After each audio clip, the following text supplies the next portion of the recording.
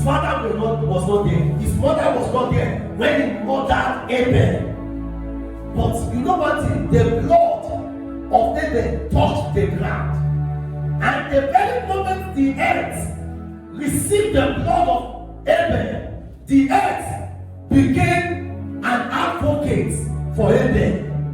The earth took that blood and went before God and presented that blood and said, this is the blood of Abel, murdered by his brother. And God, I'm just citing an example now. Imagine in heaven and God then said to one of those angels, I'm just trying to paint a picture. And God, like in court, and God said to the angel, take that blood, register it as exhibit 1. You know what they call exhibit 1 in court? As an evidence that this man is what? Guilty of that crime. So when God came, as a judge we ask, the accused, are you guilty or not? Then the accused will either plead guilty or not. When God came as a judge and he asked Cain, where is thy brother? What God was asking Cain was, are you guilty or not? And Cain said, am I my brother's keeper? What the reply of Cain meant is that I am not guilty. But even when Cain pleaded not guilty, God still passed judgment upon him. Why? Because there is already an established evidence that he murdered his brother. God is a jealous God. So when God wants to extend his hand, having heard the cry of his people, and he wants to extend his hand, there is always a cry coming from somewhere else, and that cry comes so mighty and strong and says, no, they are guilty. And when the cry comes and says they are guilty, the next thing God is expecting is provide an evidence that they are guilty. And let me tell you, Satan will never accuse a man without an evidence.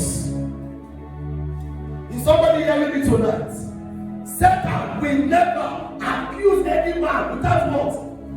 That is why I told you earlier that you can say Satan is powerless, is true. Say anything, but never you say Satan is foolish. Oh, he's not. Because he will never accuse you if he does not have an evidence against you.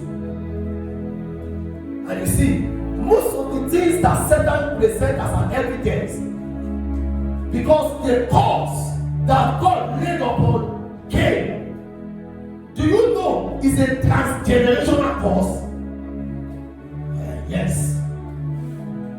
The same way Elijah laid a curse on Gehazi, and that curse became a transgenerational curse.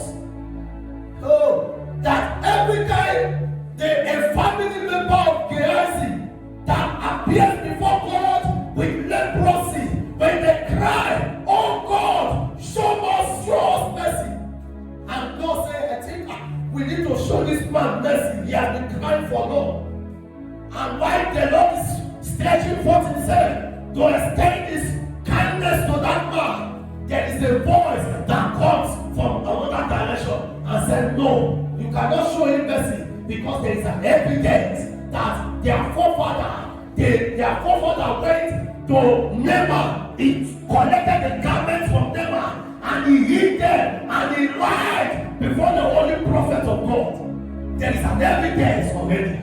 No, can't show them mercy. So what many people suffer is necessarily not be what they committed. Most often, it is what people before them are committed. But the evidence, spiritually, the evidence is still very fresh. Oh.